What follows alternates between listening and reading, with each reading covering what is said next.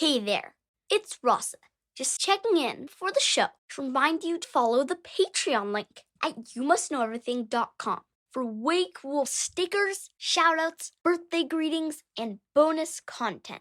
Or shop our store for vexing question t-shirts, hoodies, and mugs for yourself or the special someone in your life. Now, on with the show. Hi, Dad. Hello, Rasa. How you doing? I'm flying high and floating free. How are you? I'm doing good. Are you ready to know everything? Yes, I am. Okay, let's do it.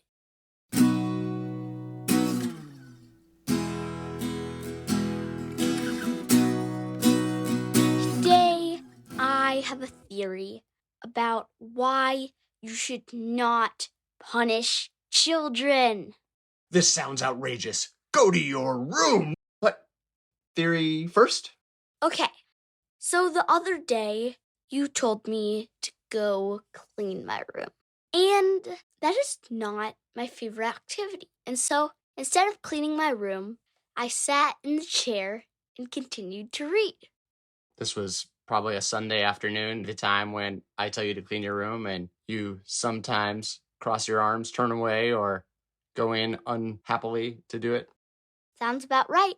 So I sat there and read. You did not like that. So finally, you said, go to your room and clean it, and we are going to take a break from that book. And I go, no, not the book. And you go, yes, now go clean your room. So I stormed in my room, upset and angry.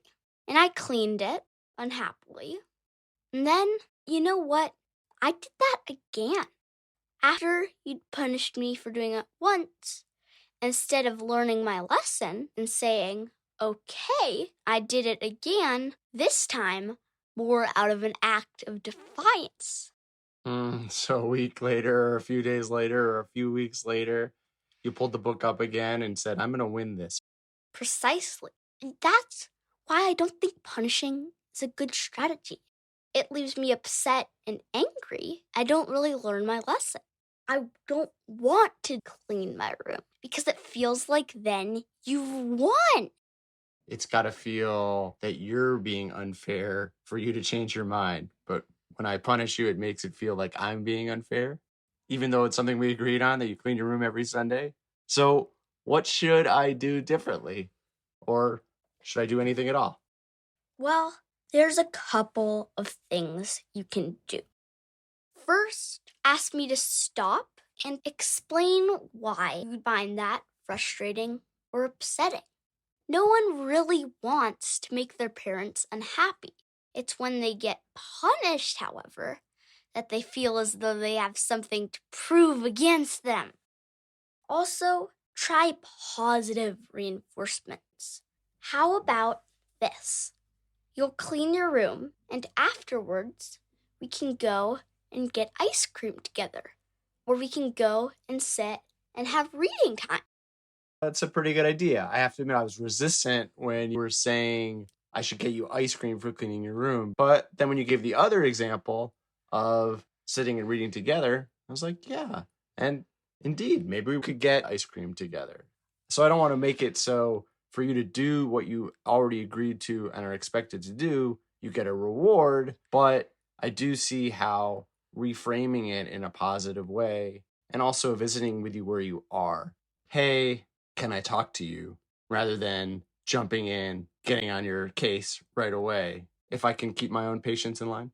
Yeah, pretty much. And you might even learn the lesson so you won't be ready to punish me next time it comes around the next week. Sounds like you're learning. Good job. How about after we finish recording, I take you out for ice cream?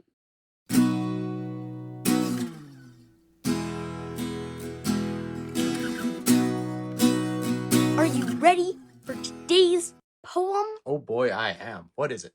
It's called The Rose That Grew from Concrete by Tupac Shakur. Did you hear about the rose that grew from a crack in the concrete, proving nature's law is wrong It learned to walk without having feet. Funny, it seems, but by keeping its dreams, it learned to breathe fresh air. Long live the rose that grew from the concrete when no one else ever cared. Wow. Beautiful. May I read it? Mm-hmm. The Rose That Grew from Concrete by Tupac Shakur. Did you hear about the rose that grew from a crack in the concrete? Proving nature's law is wrong. It learned to walk without having feet. Funny it seems, but by keeping its dreams, it learned to breathe fresh air. Long live the rose that grew from concrete when no one else ever cared. What did you picture when you hear this poem? Well, we went on this wonderful long walk yesterday, and there were several points where we slowed down. And I remember stopping and looking down at the concrete. And when we went slower, I noticed more things. And I did notice not necessarily a rose, but I noticed ants coming out of the cracks in the concrete or little stalks of grass. And at the same time, trees were budding and there were flowers like apple blossoms. That is some of what I saw when you were reading the poem and I was reading it. I was going back to that walk yesterday. What about you? I see something that tries so hard. This rose persisted. This rose grew up. And that's such a powerful sign because it defeated the odds and got out there and lived. When I was a kid, Tupac Shakur was famous as a rapper. I didn't know him as a poet. I knew him as a musician. So do you think this poem was meant as a rap? Well, now that we read it with that lens, look, it rhymes much more than we were reading it. I think it's another example that you might think something is over somber and serious and might not even have a rhyme, but the way he expressed it might have been joyful and lively and full of fun, even though it's about being fierce and persistent. Yeah, it's a good lesson. When you're reading a poem, look for rhymes. And when you're walking down concrete, look for roses.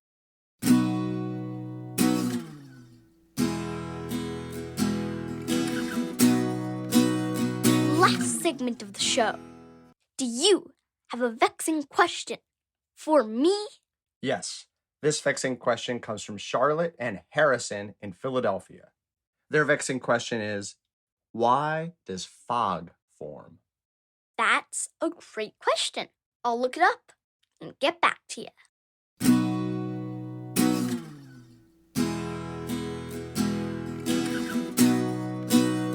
I'm back, and I've got the answer to Charlotte and Harrison's vexing question. In order to form fog, a large amount of water must be on the ground, and there has to be plenty of water vapor in the air.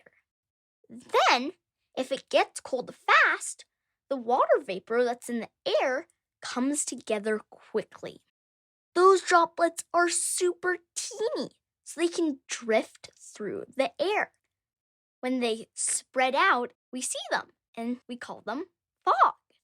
It's funny, when we see fog, it's often because it stops us from seeing anything else. I remember when Mom and I got married, there was fog all over the city. We climbed to the top of a mountain to look down, and it was like there was an ocean, except it was made out of fog. Yeah, I love it when it's super foggy. And I put my hands in front of me, and it's like they disappear. I just wish we had fog inside, too. That way, I'd have another place to hide things when I'm cleaning my room, besides under my bed. You Must Know Everything was produced by me, Rasa Smith, and him, Jeremy Smith. And the amazing music was by Furniture. Join us on Patreon, shop our store, submit your own vexing questions, and listen to more than 100 previous episodes at our website, youmustknoweverything.com. Please rate, review, and share the show. And please tune in next time for everything you need to know.